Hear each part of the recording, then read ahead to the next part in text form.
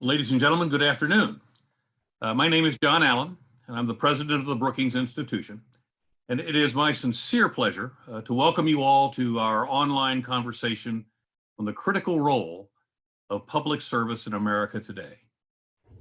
This afternoon's webinar could not be more timely as our nation and the rest of the global community battle the COVID-19 pandemic.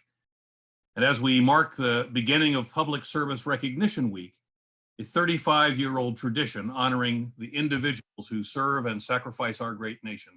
This is a particularly good moment for this conversation.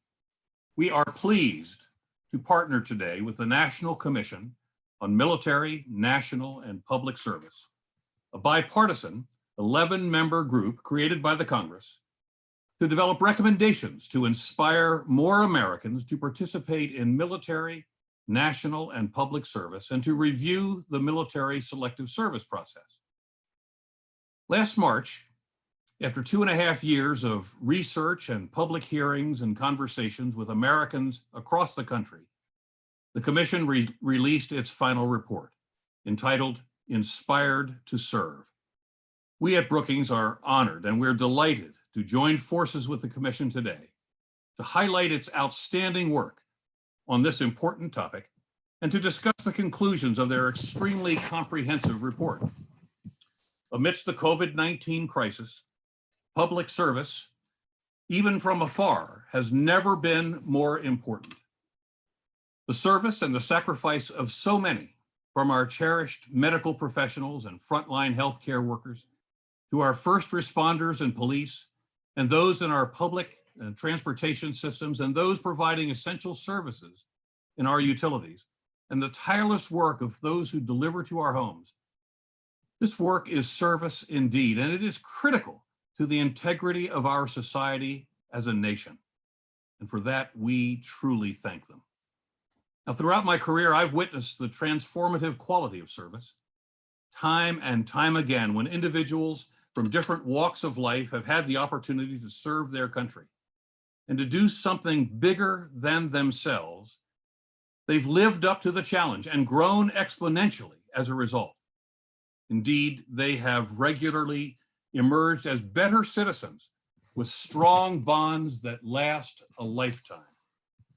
So it's my hope that in these difficult times for our local, state, and national communities, we can consider what service means for each and every one of us.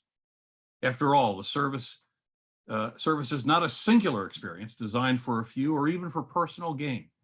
Rather, it is, as the Commission's report properly puts and powerfully states, quote, a personal commitment of time and energy and talent to a mission that contributes to the public good, unquote. So with that, allow me to briefly introduce our panelists for today. First, the chairman of the Commission, Joseph Heck, a brigadier general in the U.S. Army Reserve and a board certified physician and a former member of the House of Representatives. There is no doubt that service was and remains a fixture in Joe's life. And I'd like to thank him for his leadership and for his service. And I'm delighted that he's able to join us here today. Alongside Joe is Avril Haines, a dear friend, and also a commissioner and longtime friend of our institution at Brookings. Avril has had a distinguished career in intelligence and national security, having served as principal deputy national security advisor to President Obama, as well as deputy director of the Central Intelligence Agency, legal advisor to the National Security Council, among other positions, many impressive positions. Avril, it's wonderful to have you with us again today. Thank you so much. Brookings community, we're joined by Sawhill, senior fellow in the Economic Studies program, as well as the architect and the biggest champion of Brookings' work on public and national service in recent years. And last but certainly not least, we're joined by Fiona Hill, who most recently served as Deputy Assistant to the President and Senior Director for European and Russian Affairs at the National Security Council, and returned to Brookings in January as a Senior Fellow in our Foreign Policy program. A month and a half ago, I had the great honor of recording a podcast with Fiona on this very topic, national service. And I'm delighted that she's moderating this conversation today. So with that, a final reminder that we are on the record and we're streaming live today. So please send us your questions at events@brookings.edu or on Twitter using hashtag #Inspire2Serve, Inspire to Serve. Let me now offer the floor or the screen to our chairman, Joe Heck, to offer some of his remarks on behalf of the commission. Thank you all. Thank you to our panelists. Thank you for joining us today on this really important topic. Joe, over to you, please. Well, thank you, General Allen, and my thanks to Brookings as well for hosting us today yet again. Every public service recognition week is unique and special, and this is no exception, right? If there's one thing that the COVID-19 pandemic has shown us, it is the importance of public servants who are working tirelessly for our security and well-being. So I join General Allen in thanking these unsung heroes for the extraordinary service they provide to the American people and our nation. Their efforts and commitment to serving the public at a time of great need is truly exemplary. We know that thank you is not enough, and after seeing the critical role of service during the COVID-19 pandemic, service won't look the same moving forward. And that's why we're here today, to ask and perhaps answer the question, what does the future of public service entail? The commission spent the last 2.5 years asking that question, traveling the country, visiting urban centers, suburban neighborhoods, and rural towns. We spoke with elected leaders, nonprofit organizations, faith-based communities, middle school, high school, and college students, with those who serve and those who don't. And we found that, as was the case 200 years ago during the earliest days of our republic, America's extraordinary spirit of service continues to shape our nation. Americans repeatedly step up in support of each other, offering their sweat and ingenuity when needed, without expectation of anything in return. Yet, in a nation of 330 million, we have not unlocked the full transformational potential of service to address critical national and local needs and reinforce the very civic fabric of American society.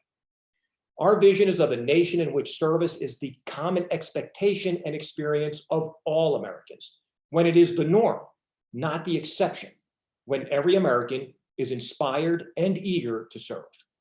When every young person might consider a career in the military, in public service, or serving in a national service program like AmeriCorps, Senior Corps, Peace Corps, making a difference while developing skills to help them in their future endeavors.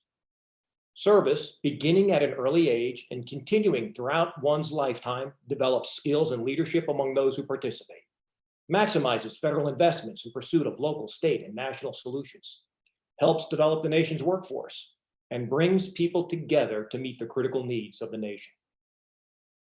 By the year 2031, the 70th anniversary of President Kennedy's 1961 inaugural speech, in which he famously said, "Ask not what your country can do for you, ask what you can do for your country," and challenged every American to contribute in some way to the public good, we envision 5 million Americans will begin to serve in military, national, or public service each and every year. This includes more than enough qualified individuals serving in the armed forces, minimizing the need for traditional military recruiting. 1 million individuals annually taking up federally supported national service opportunities, and a modernized government personnel system attracting and enabling Americans with critical skills and new generations to enter public service. Our long-term goal is to nurture the existing spirit of service into a culture of service, in which individuals of all backgrounds are aware of, have access to, and aspire to participate in opportunities to serve their communities or country. As Alexis de Tocqueville traveled our fledgling nation 200 years ago, he observed that America is, quote, "a nation of joiners," end quote, distinctive for its rich tradition of individuals participating in civil society and faith organizations with a desire to serve community needs. And that's still true today. Americans answer the call to serve every day, and especially in times of crisis. Nearly 24 million individuals participate in some form of military, national, or public service. But we also know that 6% of the federal workforce is under the age of 30, with more than a third eligible to retire in the next 5 years. Nearly a third of millennials state that they are unaware of existing national service opportunities. And 41% of youth have never considered military service. So what does the future of service entail? Our report calls for a whole of government approach to coordinate and promote military, national, and public service, a significant investment in civic education, new and improved efforts to recruit public servants, increased awareness, enhanced benefits, and significantly expanded opportunities for Americans to participate in national service, and narrowing the civil-military divide and increasing awareness of military service to ensure today's military continues to attract the most qualified personnel. We believe the actions recommended in our report will empower Americans with broader knowledge of the fundamental principles of our republic, increase awareness of service options, and provide clear and supported pathways to military, national, and public service. Our report, the legislative annex, and additional supporting materials can be found on our website, inspiretoserve.gov. That's inspire2serve.gov. Now is the time, and Inspire to Serve is the plan to strengthen service and achieve the vision of every American inspired and eager to serve. So I very much look forward to the upcoming panel discussion and your questions. Fiona, I'll turn it over to you.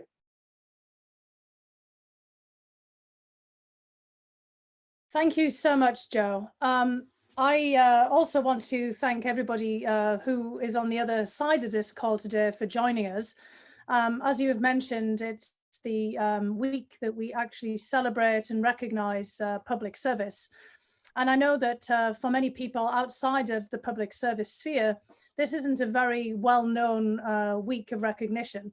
And, you know, I hope that at least by doing this event today and having so many people participate, we will also help to promote this somewhat. I mean, as you said, Joe, this has been going on for 35 years. And you've had quite a rocky road in doing the report for the commission as well. It was a huge effort, as you've outlined. You and Avril and many others took part in this as commissioners. Isabel, Sawhill, and some of my colleagues from Brookings were part of the larger group that you talked to. But your first interim report came out at quite a difficult time a year ago, right at the end of the longest shutdown for the federal government in history. 35 days in which many federal government employees were furloughed, including groups like the TSA and the Coast Guard and many other members of the federal government that I think a lot of the broader American public didn't even realize were part of the federal government apparatus. And of the 24 million people that you mentioned that are involved in some way of military and public and national service, only a small fraction of those, 2 million, are in fact in the federal government. There's a popular perception out there of a very large federal government apparatus, a lot of bloat and inefficiency. And unfortunately, in a recent Pew poll, only 17% of those polled had any overarching trust in the federal government to, as they were asked in the question, to do the right thing most of the time. So we've really unfortunately seen quite a decline in the popular opinion of public service for some period of time, and probably the nadir of that was during the furlough. Now you've come out with the full-time report in a very different atmosphere where we've seen public servants come to the forefront. And as you've said, you know, we're seeing the frontline responders. General Allen and others have, given great praise to the people who have stepped forward.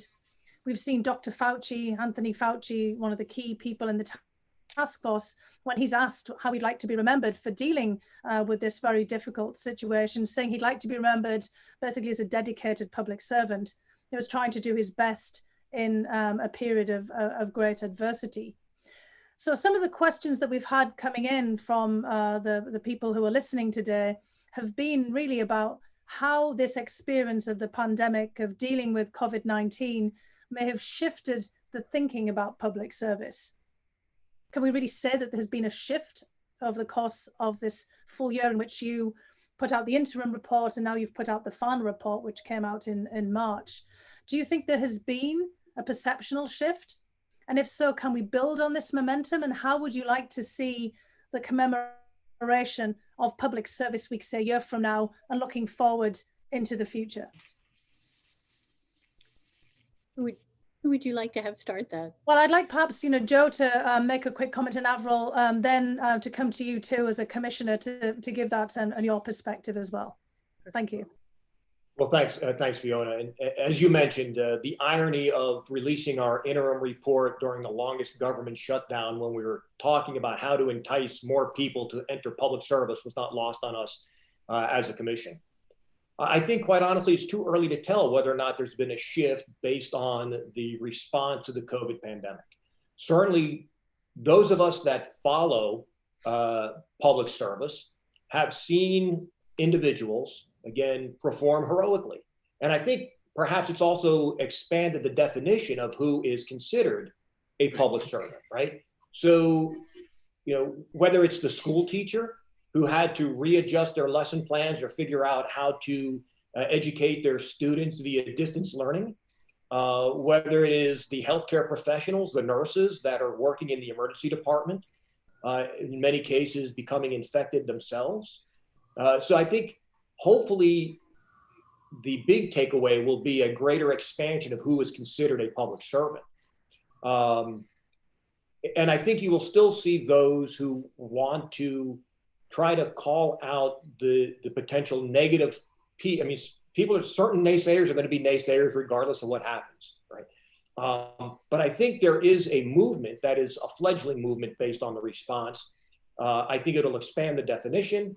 Hopefully it will last longer than the post 9/11 bump, right? We tend to become a nation of complacency and forgetfulness, where we only remember things for a short period of time and then we go back to the status quo.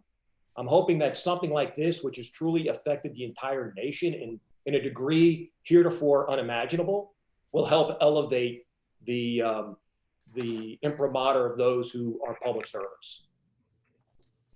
That's great. Avril, if you're thinking about this as well, and as we look forward to the next several years, I mean, some of the questions that we've had coming in that pick up on Joe's point about expanding the understanding of public service. We had one question, for example, about cultural leaders. We've seen, right across the world, Italians getting onto their balconies to sing, almost do entire operas, but we've seen orchestras from around the United States and internationally do free public performances on Zoom, as we're doing, today. We've seen all kinds of people trying to fill in those gaps for people to try to boost morale, but also in ways that, we might be able to play forward. So one of the questions is also about, could cultural leaders play an increasing role in public service in the post-COVID-19 future? Avril, how do you see this going forward? Yeah, absolutely. So thank you so much. And I think Joe crystallized the main points that I'd say about, your first question before I get to the cultural leader piece. I think just to add to something he indicated, I think we are seeing a potential shift in the perception.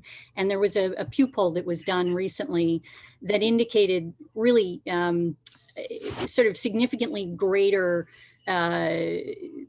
positive impression of how federal institutions are addressing the pandemic. And in particular, I think it was something like 79% approval of CDC and 76% approval of HHS, of Health and Human Services. And so I think there's an opportunity, but it also, as Joe said, you can see a bump in these moments. And the question is, how do you carry that forward? How do you actually sort of, kind of reach that momentum and push it? And this is one of the great questions that I think we always experience in these moments of jolts, to the system in our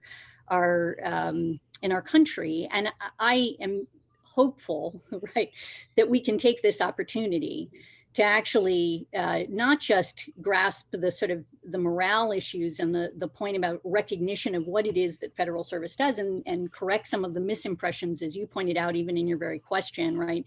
But also to recognize the extraordinary value that not just public service, but national service and military service can bring across the range of issues to try to address a crisis like we have today. And I think that, that's an element of the way our commission was established, was that it actually looks at all of these different areas of service and asks us to look at how can we increase an ethos and of service across these different areas. And I think that's sort of a fascinating way to think about it. And it really leads into your second part of your question. I mean, I think we are sort of hopefully reestablishing and rethinking how we consider service. And also, hopefully, through that process, we're able to strengthen our society and recognize the value that we have in different parts of our community and the different ways in which we address things. And I think one of the great values of services is, even indicated in the opening remarks that John made, I think is just, it is an opportunity to not just to sort of step out of yourself and to experience empathy across our society, but also to create some coherence in our society and recognize how it is that we can help each other in these different communities and hopefully unite us at the same time that we're addressing the critical needs that we have across society. So I think you're right that we need to be thinking big in terms of the different ways in which we might actually promote addressing those needs, including through cultural leaders. But I also think the fact that, a variety of experts have indicated that the potential need will be, say, hundreds of thousands of folks to help us with contact tracing in the context of COVID-19, right, is an example of how critical national and public service can be in these moments, and the ability to surge forward on those types of issues. It's just, that is what will help us to actually ramp up in society, address some of the economic challenges that we would otherwise be addressing, and so on. And so the value of service, I think, is no more sort of present than it is today through this lens. Avril, just to push you out a little bit more on this, I mean, several of the questions, have come in about non-military types of service and kind of selective service reform, and also wondering about how one might use this terrible crisis as the opportunity to push this forward. And obviously within the Commission's report, which was written before the full dimensions of the pandemic became clear, you were thinking a lot about strengthening selective service and mobilization.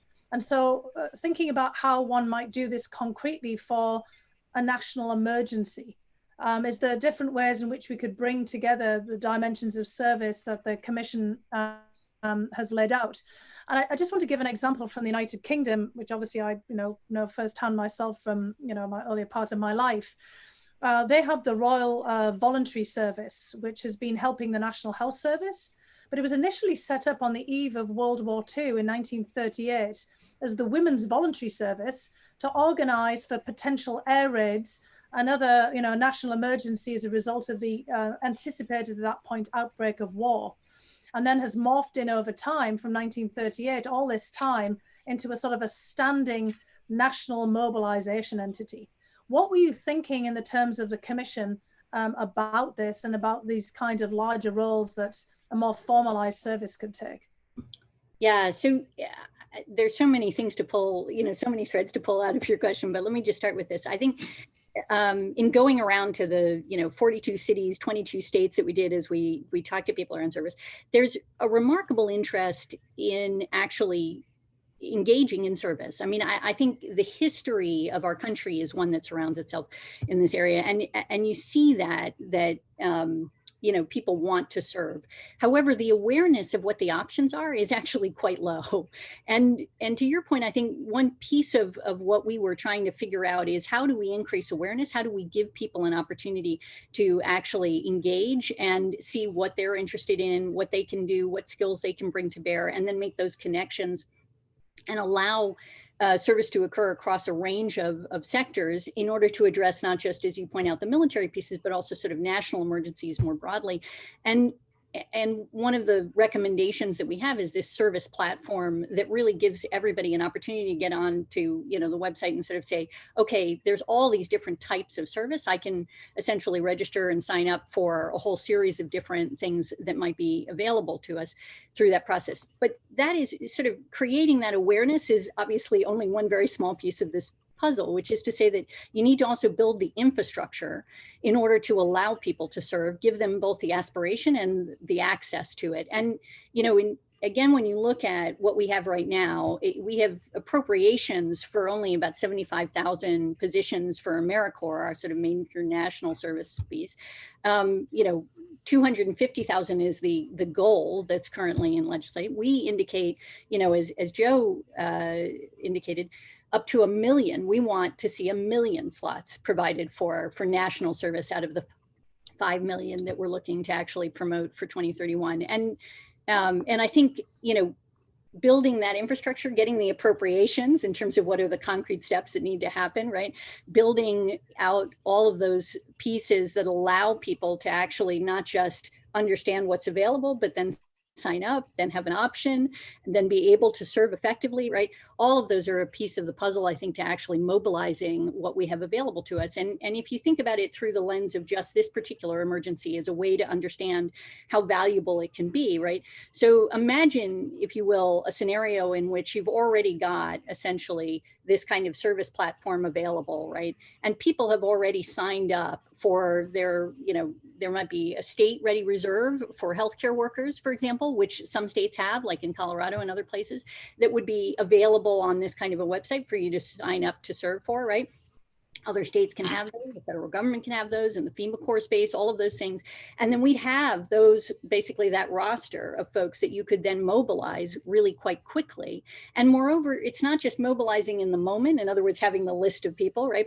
But you may already have, as many places do, right, set up for the possibility of having that kind of training in advance, much like the National Guard does or others, you know, where you sort of have the ability to interact, understand what are the processes, so that you can hit the ground running like this when you need to in the context of a national emergency, but you're bringing to bear the skills that you have available to you, essentially, to the society when it needs it. And I think that's a critical aspect of this piece. But I think there's also, and I know Belle and others have talked about this in their work, and you as well, I think uniting the country behind these kinds of moments is really one of those, you know, it's an element that I think is so important to our work. And I think, you know, our commission was a kind of a microcosm of it, in a sense. So a bipartisan commission, I mean, you couldn't imagine, with our leader in Joe Heck, and really the cooperative sort of style among all of us, and the remarkable degree of collaboration and unity over the importance of service was quite astonishing. And I think belies some of the divisions that we see otherwise. Oh, that's great, Avril. I mean, I think we've got a lot of things to think about here. Belle, you back in February wrote an opinion piece in the Washington Post in their section, which is looking for common ground, trying to bridge the divides that Avril's talking about, you know, trying to make things non-partisan. And you tried to pull that thread, Belle, of an idea of a voluntary national service, so that people could mobilize and could find ways to serve, but with more of a sort of centralized portal to sort of address some of the issues that Avril was pulling out there. Do you want to come in on this and a few more thoughts? And then I thought I'd ask John to give us some of his perspective from the military, and I'll pull those questions out a little bit after this. But Belle, how are you thinking about this? And I know you've been very active with the commission, and lots of people, of course, have been proposing this idea, but perhaps you could tell us a little bit about what you were thinking in the context of your interactions with the commission. Sure, happy to do that. And thanks for including me. I really would like to just say at the very start here that I am so impressed with this report. And I just want to congratulate the commission, its leadership, its staff. I'm quite fussy about reports. And usually the reports I read, I can find something wrong with them. I couldn't find much wrong with this report. Some reports have a lot of specific recommendations, but no sort of overarching animus or theme. And some reports have a lot of grandiose language, but no actionable items. This report has some of both, and I really like that about it. I mean, this call to service that the report and the commission begins with, the idea that every American should be expected to serve in one way or another, whether it's in the military, whether it's working for the government in public service, or whether it's through voluntary national service, that the idea that as citizens, we have rights, but we also have responsibilities, is, I think, exactly the right tone and very much needed right now. I am concerned, by the way, to go back to your earlier conversation about shutdowns and public service more generally, that we have gotten into a mode in this country where the public does not trust government, especially the federal government. They have more confidence in state and local government. And there was a bump, as was said earlier, after 9/11, but there wasn't the leadership to carry that bump forward. And I think this is another point at which we can re-inspire people, and this report can do that. So I just hope it gets a lot of attention. On the whole idea of national service and what I wrote the Washington Post article about with John Bridgeland, whom, by the way, has been a absolutely wonderful advocate for this. I served in the Clinton administration. He served in the Bush administration. So once again, this was just a very bipartisan effort. And we both believe that there's lots of bipartisan support out there for the kind of ideas that are in this report. But the reason we like this idea of a greater investment in national service, voluntary national service, is because it's very popular. 4 out of 5 Americans want to see more national service. There are many more people raising their hand to serve, applying for service slots through AmeriCorps or the Peace Corps or Senior Corps or something else than there are opportunities to serve. When I went out and did focus groups in 2018 with middle class and working class Americans around the country, and I tried out all my standard Brookings proposals on them, the proposal they liked best by far was this one. Let's make national service universal, especially for younger people. It should be a rite of passage into adulthood. We can come back to civic education because I think that's a priority that the commission underscored, better civic education and from kindergarten right through high school.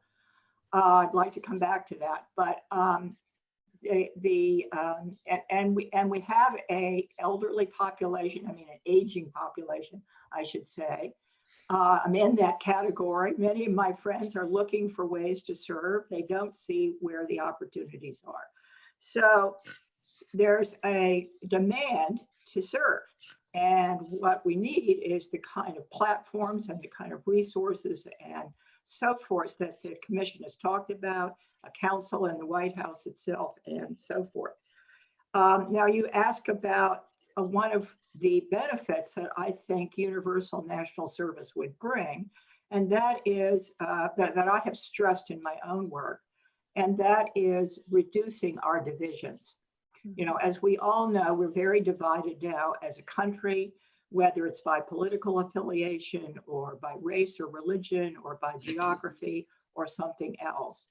And I've been very impressed in the very serious research, robust, rigorous research that I've read, mostly by psychologists, that shows that if you want to bring people together, if you want to bridge some of these divisions, the best way to do so, and there's really good evidence on this, is to bring people together to work on a set of common tasks and to learn about people with very different backgrounds and experiences than their own. I mean, the military is the classic example there. People who have served together in the military, and I'm sure the two military people on this panel can attest to this. People who have served together, they bond, they form friendships across unusual lines. So I really do think that this could end some of our divisions and some of our tribalism. I'll stop there. I could say much more. Thank you very much, Bal. And you gave me a very good segue into posing to John and then, Joe, about this interaction with military service. Another element of actually the federal government is about 1/3 of federal government employees are veterans. And from my own experience inside of the federal government on 2 tours of service there, I think the people with the most diverse backgrounds who I met had actually come out of the military. because some of the questions that we're getting in from the audience members today are really questions about how do you increase the diversity of people stepping up for public service. You know, the statistics that show fewer younger people, you've got a lot of people aging out now in the federal government in particular, but more broadly, minorities, women, all underrepresented in the federal government, but certainly not in other parts of state and local government service, and not in the military, which has done an awful lot to bring people of diverse backgrounds in. So, I mean, I wonder, John and then Joe, if you'd like to comment on this, because both of you are people who served in the military and, like many other military veterans, signed up for other forms of public service. And this is obviously something that veterans in particular are encouraged to do, but how could we build up on some of that experience as we think about broadening out national service? Because I do think that there's a bit of skepticism coming out in the questions that we're getting from audience members about how would we do this and how we would ensure that this is more reflective of the public at large and the diversity of the American population. So John and then Joe. Sure, it's a great question, but first, again, congratulations to the commission, because I think you've shown a light on some real opportunity for us. Let me make a couple of points that relate to everything that has been said so far. Civic education is really essential to creating what I would consider to be habits of service that we need to instill in our population at a very young age. That plus local volunteerism, the idea of doing something for others, and being part of a volunteer group that stands for something bigger than themselves. Because what all that does is it begins ultimately to contribute to that which we value, I think, the most in our military, which is a commitment to selfless service based on the principles of our Constitution, something that we're willing to sacrifice a lot to preserve. And so I think that what you see, at least in the military today, and I know that there are other institutions in U.S. civil society, but in the U.S. government, is that the military has worked very, very hard to achieve diversity. And I think there isn't a military commander that I know out there that would say that there is an objective to be achieved. It's a journey to be achieved. And you don't ever arrive at diversity. It's something you have to work at all the time. And the experience of serving in a unit where you are mixed in inherently with people of all walks of life, regardless of how you would categorize those walks of life, that is of enormous value. So first, you have the opportunity to serve with people with very diverse views, from very diverse backgrounds, varying religions, gender, all of those things that are important qualities of the diverse experience, and doing it in a unit or an organization where you have a shared experience of camaraderie that creates relationships within that organization, but then habits of relationships, so that when the large numbers of our troops who matriculate out of the service every year return to American society, they can return directly into local and state government or local societies and be leaders there as well, and represent those values associated with our embracing diversity for the strength of that, as opposed to the very difficult, sometimes disintegrating trends and energies that we see today, where people are pulled apart rather than unified. And what we see from the military is you get those kinds of experiences of being part of something bigger than yourself, selfless commitment to those around you, but selfless commitment to a set of principles above you. And then when you finish that service, whether it's a short enlistment or it's a long-term career, returning then to civil society and carrying those qualities with you. So many military end up in our classrooms. I think that's a wonderful thing. And they embody for the young students, and this goes back to the issue of civic education, they embody for those students those habits of leadership, those habits of volunteerism, those habits of commitment to the best aspects of diversity, which is a unified population that stands for something. Boy, that's a powerful, powerful contribution. And there was a commandant in the Marine Corps we had a few years ago. I'll just draw on my own service. He used to say that Marine Corps does two things for our country. It fights the nation's battles, but it makes Marines. And what he meant by that was the Marines who take their uniform off and go home and still carry those values of service, those values of selflessness, those values of commitment, carry that home to civil society and stand for something there, and in that way become an example for others. So the military is a very important feeder into civil society of those very values that we seek to emulate through national service. Thanks so much, John. Joe, in the report, this point about inculcating the spirit of public, national, and military service, comes out very clearly. And it also equates, in many respects, kind of civic education as almost as sort of a national security imperative. In fact, there's been lots of analysts and commentators writing op-eds and articles about this link between civics education and national security. And of course, we've seen a major decline outside of the military, where John has very eloquently described that sense of civic duty that's also built into military service, and the civics education, and how so many veterans then go on to teach and to do all kinds of other public service. How could you see, and which you've outlined in the report, moving forward, embedding public service, that sense of public service in civics education? And I think the statistics are what it's less than 10 states and now have civics as part of their curriculum. Obviously, a number of private schools have that. But how could we think about what John has just said about that military ethos, somehow providing that in the rest of the educational system? How were you thinking about that from your own military service when you were chairing the commission? So great question. So I think, building on what both Bell and General Allen said, very few organizations that I'm aware of other than the military bring people together from disparate backgrounds who, after a period of time together, leave calling each other brother and sister. And that is the goal, to bring people together from different demographics and have them view each other as brothers and sisters.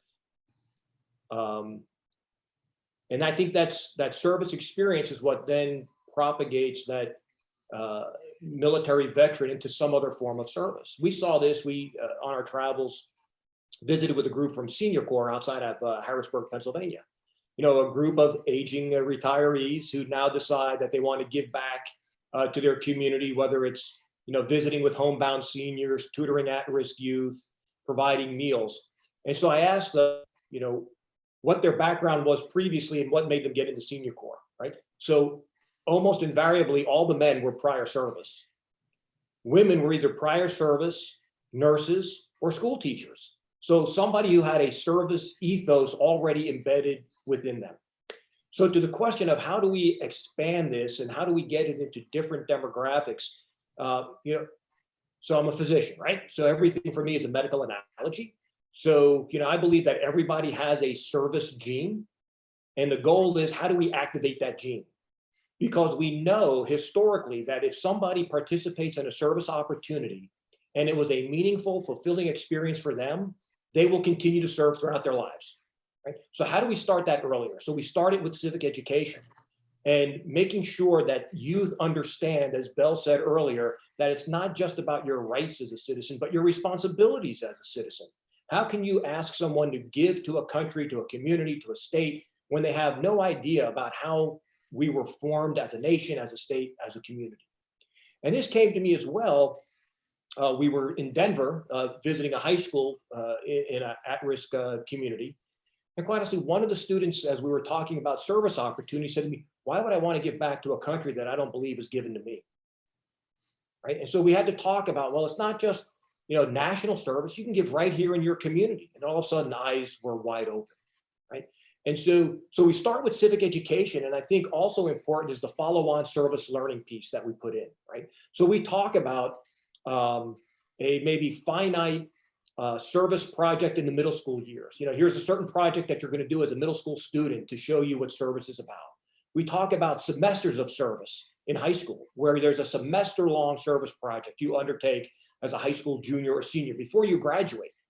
And then we talk about a very groundbreaking program, which is a service fellowship program, where you don't have to participate in a already preordained federal government program, but go find an opportunity in your local community and the money will follow you, right? Go to a certified nonprofit, say that you want to work with them as a fellow, and the money, the 1 million folks that we want to support every year, that will come to you wherever you are.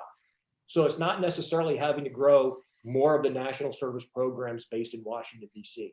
And I think if we take that approach, civic education, rights and responsibilities as a citizen, a specific service project in middle school, a service of semester in high school, a fellowship post-high school, we will activate that service gene, and you will then have individuals participate in service when appropriate and when convenient for them throughout their lifetime. I mean, this is a great vision. I mean, I know from many of the questions that we're getting in, how do we make it happen? And obviously the commission, you didn't just lay out the vision, you actually came up with some recommendations. So, I mean, I'd like to ask you and Avril about, first of all, the resources that we would need to do this. And then also, I mean, some of the obstacles that we're going to have to overcome. I mean, again, one of them is the low opinion that people have had, at least at the federal government level. And there's often a conflation of federal government public service when really, as you're talking about, there's communities, there's local municipal service, there's state level. I think in some of the research that Brookings and other colleagues have done, people also have a somewhat lower opinion of state level service too, but their communities and their immediate surroundings, that certainly gets people motivated because they want to see results and they want to really, have a feeling that they're doing something and that they're having an impact. But how then were you envisaging legislation, the kind of resources that are needed at all the different levels of this? Avril, do you want to go first? So, well, first, right, we have many recommendations, 164 to be precise, within the report. We also did a legislative annex. So we actually hired a former House of Representatives bill drafter to come in and put all of this into legislative language so that any member of the House or Senate who wanted to utilize this, it's already drafted for them. Tried to make it as easy as possible, understanding that an omnibus bill like that, which would take multiple sequential committee referrals, is unlikely to make it to the finish line, but provides a cut and paste opportunity for people who like specific pieces of it, right? No matter where you come from on the political spectrum, there is something in that legislative annex that you will like. And we hope that we can get folks to pick and choose what they like and move it forward.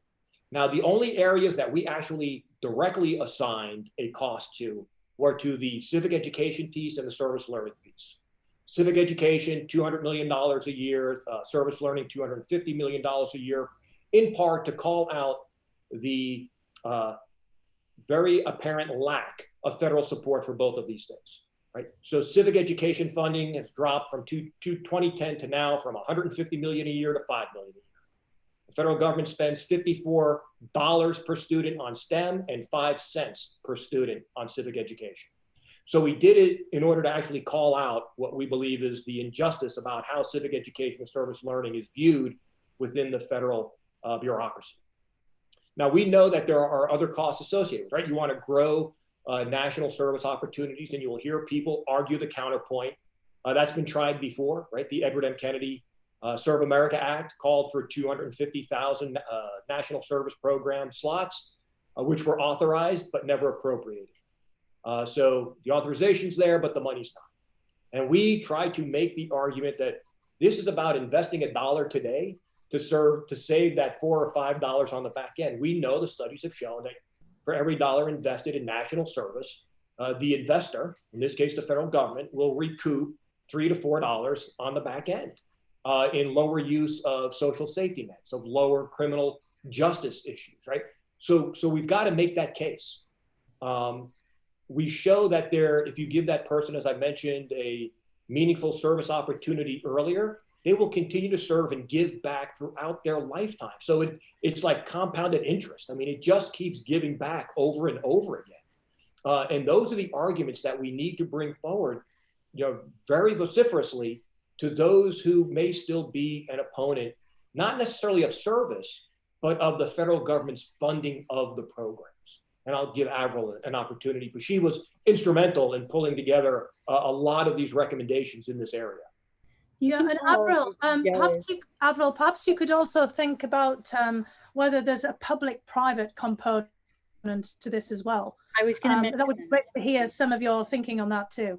Yeah, no, I mean, I think, so in addition to the legislative proposals, I think, another piece of what Joe's saying too is that, first of all, it takes leadership from the executive branch. So just to highlight a few things on that and then get to your public-private point, I think one of the recommendations we make is this council that would exist at the White House, and it would be one that would be stretching across the service areas and sort of promote and coordinate the work that's being done on service. And we see that as absolutely critical, frankly, to driving the kind of action that we see as necessary in order to do what it is that we want to do in creating this, ultimately, this culture of service and this expectation of service that's universal.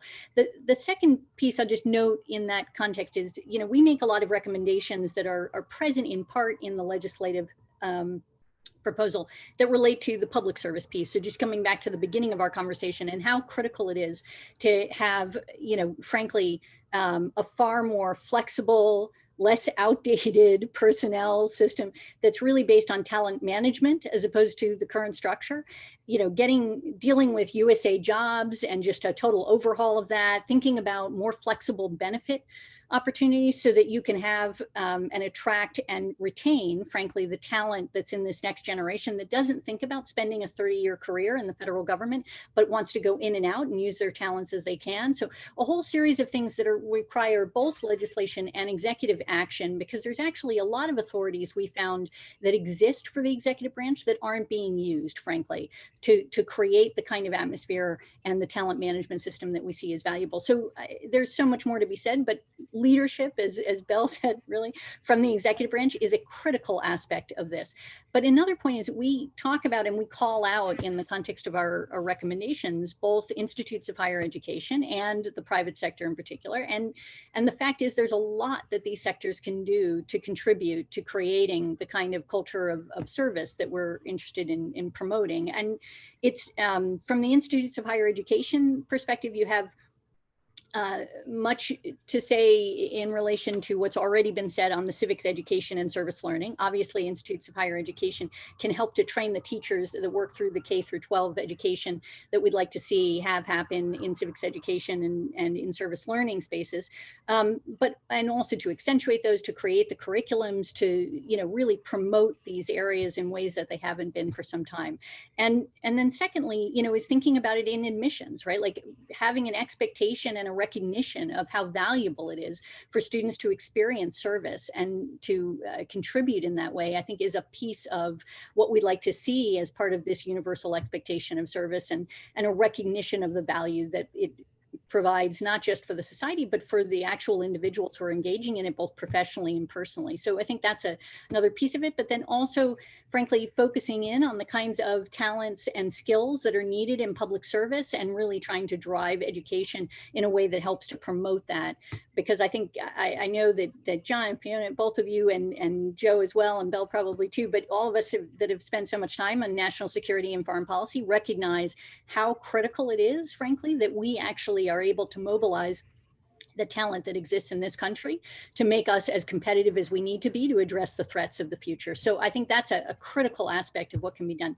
In the private sector, we had a number of business roundtable discussions and other things, really remarkable degree of support generally for service. But, we sort of highlighted some of the spaces where rubber meets the road for them, which is, actually seeing service as something that's valuable in their employees and recognizing that when they're hiring and recognizing the value that leadership can bring from service into their organizations and seeing that as part of their thinking, right? Also promoting service from the private sector and engaging in it and, and recognizing, frankly, the value that service from the federal government and, as you point out, state and local and tribal authorities, all of these combine. And it's not just about service in these different spaces, but if you look at AmeriCorps volunteers today, for example, who are helping to promote and address the COVID-19 crisis. Many of them are doing things where they are supporting state and local emergency responders, right? So there's a real continued sort of integration of service across these ranges that needs to be recognized and promoted by all of these different sectors of society. No, that's great. John, actually, I'd like to bring you and then Bell in on this as well. Avril really laid out a very large universe there. I mean, obviously, for think tanks like Brookings, which were set up more than 100 years ago, also with a view to trying to help make government more effective and to think about many of these problems. I mean, people like Bell, spend all of their day trying to figure out how to address some of these critical issues that are facing the nation and come up with some practical solutions.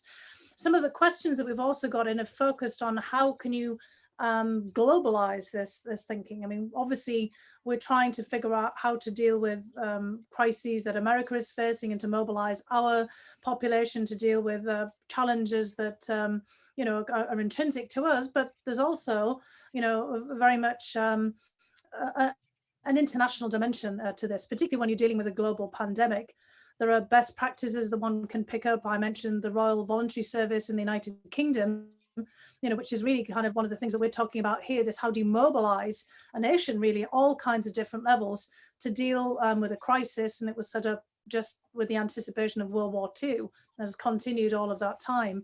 I mean, John, perhaps you could give us, a little bit of an insight to how you've been thinking about this from leaving your military service to then, heading up a public-facing institution like Brookings that's grappling with this, and how we might think of this in international sense. We've got some people from the United Nations who are writing in, reminding us that, the United Nations, again, and other organizations that's been maligned over time, was actually set up in the work of all of these disasters of the 20th century, especially World War II, to try to deal with many of these problems. I'd be interested to hear about, some of the thoughts you've had, John. Well, a couple of things. First, one of the reasons that the United States has been as influential as it has around the world for so many reasons and for so long is because we have believed in multilateralism. It's never been about the United States alone. It has always been about the United States within a community of nations. A community of nations that either shares our values or shares our interests. And we're able to accomplish a lot in that regard. For example, as Avril said very well, and as Joe has said, administration leadership is really important at a moment like this. And I'm not going to get into the critique right now of how we're doing in that regard, but as we think about an opportunity that has been presented to us right now, this opportunity for the United States to lead the community of nations in dealing with this pandemic, to get after its basic causal factors, to create resilience in the world's economy and societies, to resolve this if it ever breaks out again. And then one of the things that this pandemic has really done is it has exposed inequality in the world. And here's an opportunity for the United States and the community of nations. We call it at Brookings the community of democracies, but more broadly, the community of nations who are willing to share in that responsibility to deal with the inequality that we have faced in the world, which this now gives us an opportunity to truly focus our efforts to deal with. But the United States brings a couple of things to every crisis in a multilateral sense around the world. And one is the convening power from the moral suasion of our leadership. And this is what we need to be exerting right now. And this is what's made us truly the great country that we are, our capacity to live our values and to extend those values. And this is a moment when we really need to discover that and extend those values first on the pandemic, but more broadly, here is an opportunity in the 21st century for us to recognize what has laid bare so many of the problems in the multilateral world and to try to take steps to embrace the solutions and to organize and lead the community of nations in dealing with that. And I think this is a rare moment. Often these kinds of visionary moments come from a trauma, whether it's a war or it's a massive disaster of some form or another. I was involved in the South Asian tsunami. Many things changed there for the better in the aftermath of that. Here is an opportunity we should not miss to reestablish and reaffirm our belief in the United Nations, our belief in multilateral organizations, and our willingness as a nation to lead in a multilateral sense, living our values, extending our values, ultimately to solve this problem. And if we miss this, history will not be kind to the United States at this moment. I think this is a very important message, John. Belle, when you were going around and talking to people as you were fleshing out the idea of the national public service, obviously a lot of people wanted it to be voluntary, not mandatory. But I mean, how do you think that many of the people that you were talking to would react to, John's appeal for, the United States returning to a sense of global leadership in terms of also setting a standard for voluntary public service? I mean, do you think this is something that would resonate with people? Well, to be honest, when you go out and talk to ordinary citizens, and I was talking to people without college degrees, none of the people I talked to were what we would call part of the elite. They don't think a lot about the international aspects of this. I obviously totally agree with John on what he just said, but I want to be realistic that this is not something that your average American gets up and worries about. And I want to go back to, therefore, the whole idea of civic education, which can include ways in which we are connected to the rest of the world and understanding all of that a little bit better. And I think that the Commission's work in that area is really, really important.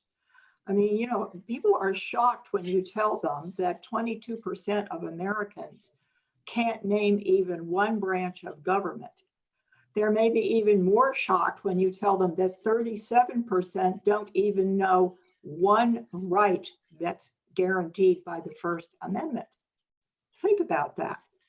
Now, I have friends who volunteer at these citizenship ceremonies when immigrants are naturalized, and they tell me those ceremonies are very moving. The test you have to take to become a US citizen is quite tough.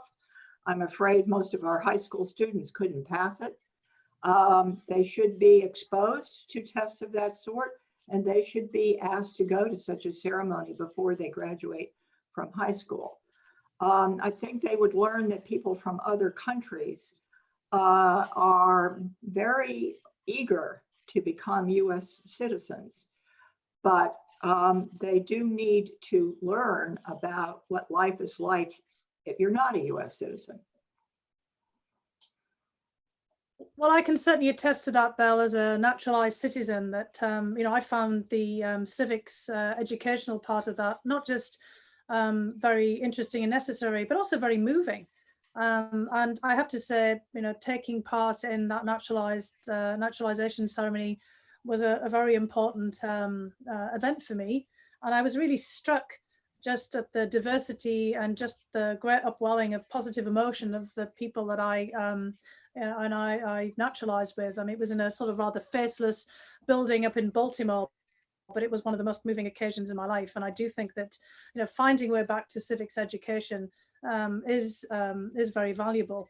And I'd like to turn back to, Joe on this. I mean, when we start thinking about a return to this, back to civics education, I mean, what do you think is the main obstacle here? I mean, I worry a little bit about the politicization of everything right now. I mean, obviously, public service ought to be apolitical. There are all kinds of issues that shouldn't be politicized. Public health is an obvious one as we're trying to deal with this crisis, but national security, so many different aspects. And I do know from my own extended family in the US, the family I married into, but I also have, relatives here. Many of them, have jobs as teachers and first responders and nurses, and they do tend to have a sense of solidarity, not just with the US, but with other people going through emergencies worldwide. I mean, we've seen our first responders, firemen, people who deal with earthquakes and search and rescue going out to other countries to help when they're called upon to do so. Nurses, going around the world as well as around the country. So many people who have signed up to go and help in New York from all the way across the country. I mean, how do we tackle some of this too, so that people are politically aware and aware of the kind of need for action service, but it's not politicized in some way. How did you feel, I mean, as somebody who has really tried to have a bipartisan approach to something, how did you feel we could overcome this, Joe? Yeah, that's a great question, Fiona. So it's interesting to get the backstory of how we actually included civic education as one of our recommendations, one of our topic areas, because it was not one of the charges that was included in our mandate from Congress, nor was it one of the guiding principles given to us by the president. But as we traveled around the country and talked with people about service, it was the American public that brought up the importance of civic education and the current lack thereof. So it appears to me that there is a hunger and a thirst for civic education to be brought back into the curriculum. What are the issues that we face? Well, there's only so many hours in a school day, right? And so as you focus on one area, something else has to give. And with the last decade's emphasis on STEM education, we've seen a lot of other topics and subjects be pushed to the side to meet the time frame of a school day. You know, it's not just civic education, but most of the social studies, things like vote tech, shop, home ec, the arts are all being pushed aside.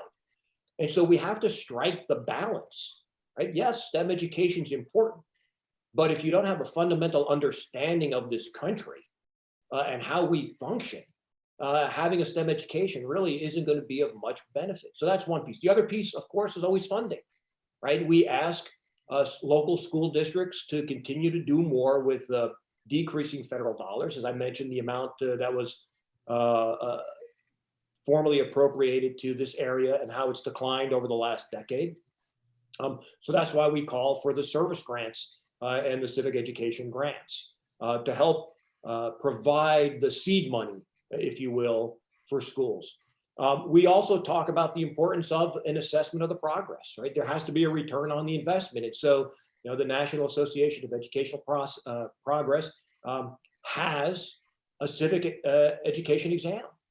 Unfortunately, most students right now do not score proficient on that exam, nor is it required really to be given at certain intervals. It's one of the optional exams that's available. So we need to look at that as well. And I think the last piece is that this does not have to, we're not talking about, okay, you're going to take one semester of American history and US government and that checks the box. You can weave civic education into every subject that's being taught. And that's how you inculcate this generational change. It's not by taking one class and, you know, getting the B grade and having it on your report card. It's how do you really make it a very part of a person's being and fiber. And the only way you're going to do that is to weave it through every class that they take. And so that's how we look at trying to move the civic education program forward. We do have best practices in our appendix to the report. Some states are doing phenomenally well, others not so much. But we do have some really good best practices. We did a lot of work with the iCivic program in looking at how they would move this ahead. And so they're out there. We just have to provide the momentum to the school districts and to the states just to try to implement. Well, that's great. I mean, especially the idea of weaving things in. I mean, Avril, I wonder if you'd like to, you know, elaborate on this a little bit as well. I mean, as somebody who's been in and out of the federal government, I'm sure, like me, you were struck by how many of your colleagues had an experience in which their school had brought them to Washington, D.C. to meet with their congressman or the senator, or they'd had, you know, in the past a civics education class, and that's how they'd been inspired.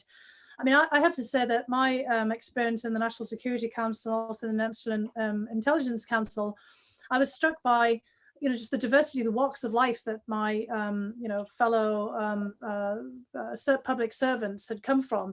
Many of them came from really poor, impoverished backgrounds from all the way across the United States, but they all had in common, again, either military service and that they were veterans, or a great experience of civics education, a great teacher, or a moment where they met their congressman or the senator, or they took part in some school trip to Washington, D.C. or the state capitol. And that was what inspired them to serve later. So Avril, I mean, I wonder if you've had any more thoughts to elaborate on what Joe said there. Yeah, absolutely. And I mean, I think one small point and then a broader point, just in the context of what you were saying, service learning is another area where, as Joe indicated with civics education, where you can actually pull things in across a whole range of topics. And we were fascinated in talking to different teachers in schools across the country for, their creative approaches to these issues. But, you can be in a biology class and there's a service learning component of it, right? Where they're actually taking biology and using that expertise to show how you can actually engage in service through these processes. And that's a remarkable, it's just a very inspiring thing to see people who are very focused on their particular, kind of expertise, but nevertheless recognizing this value. And as we've been saying throughout the discussion, I mean, I think it is, the data demonstrates this, but certainly this is consistent with my own experience. And it sounds like yours too, Fiona, which is just how once you get hooked, it's hard not to, continue. In other words, once you serve once, the clear indication is that you're more likely to serve again. And that happens across the range of issues. But I wanted to sort of, to your broader point, just comment on my particular parochial perspective on this. And I think, John's comments resonate with me very much in terms of the degree to which we require multilateralism and need to engage multilaterally in order to promote our own interests and to see ourselves and our allies and others survive and thrive. I think the lens through which I've seen this from a national security standpoint, in addition to the competitiveness point that I made earlier, and Fiona, I think you've spoken particularly eloquently on this. I think the divisions in our country are ones that, I've seen adversaries exploit ultimately. And these are, vulnerabilities in our democracy in a sense. And in addition, I think another critical aspect of this from my perspective in terms of actually trying to address national security and foreign policy issues is that the divisions in our country make us less capable of responding to those adversaries when they do in fact exploit those activities. And as a consequence, I've come in my national security and foreign policy professional experience to believe that if we don't address those issues, that actually is going to be the long pole in the tent to addressing our national security and our foreign policy. And I think you can make the argument quite persuasively to people around the country who do care about our national security. And you see in the polls that exist, among folks who are more skeptical about sometimes multilateral engagements through international organizations and trade and so on, recognize the value that they have gotten out of it from a national security standpoint, from a peace and prosperity standpoint coming out of World War II and otherwise. And I think that is something that I believe service can actually help combat. And I think that's obviously it's been an underlying point that we've all made in different ways, but the reality is service can actually bring us together in ways that nothing else seems to be able to do it. And it is something that, through these experiences, we see the value of service to actually heal these divisions. But coming back to some of the questions that you were getting at, it's only going to work if we actually develop the diversity that, people are asking about in service. We recognize that, for the military, most of our accessions come from the American Southwest, that, in fact, 40%, I think, come from 5 states, so we see the need for increasing the diversity of who serves in the military across the geography. That goes to the civilian military divide that Joe mentioned, whole series of things like that. We have recommendations specifically to try to address those issues, right? And we recognize the value of actually promoting service in all of these different areas, including addressing some of the inequality issues that were mentioned. And I think, service is another place where we have the most, extraordinary gap of inequality of all advanced economies. That's something we need to address. So this is another place where we're able to actually make some moves in that space to do something about it. So I think it's it's an interesting, I feel as if all of us come at this issue from different perspectives, but there's real value in solving many of our problems through this lens. Well, this is wonderful, Avril. I think you've actually given us a good concluding overview here, because very sadly, we're out of time. We had to wrap up at 3:15, and I think that's, where we are now.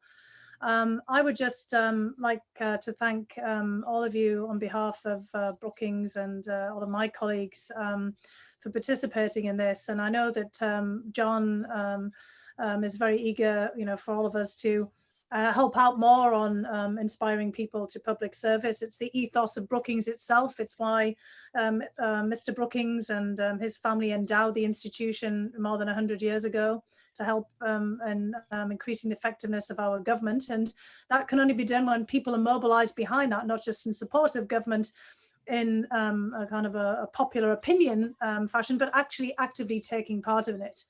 And I think this whole message of your report, Joe and Avril and all of the commissioners, was that we all have agency. We can all do something.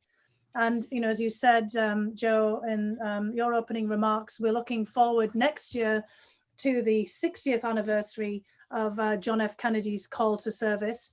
But 10 years out, for the 70th anniversary, you'd like to see millions more Americans actually actively engaged in public service. And that seems to me not just an admirable vision, but a realistic goal if we can all pull together.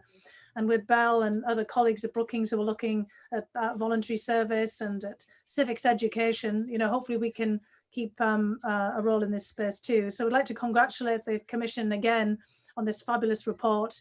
Thank all of our audience members for taking part in this. We've really had a great set of questions coming in and a very large and diverse audience. And we wish you luck in the promotion of the report going forward. So thank you so much, Avril, and to Joe, and congratulations on just an amazing work over the last 2 years. Thank you. Thank you. Well done. Thank you so much. Bye-bye. Be well. Be well.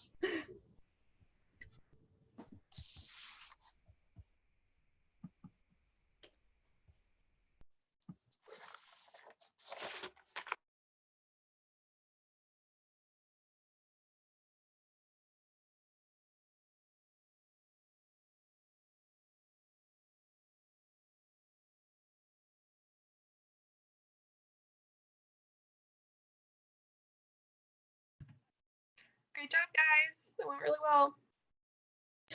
Thank you so much, Suzanne.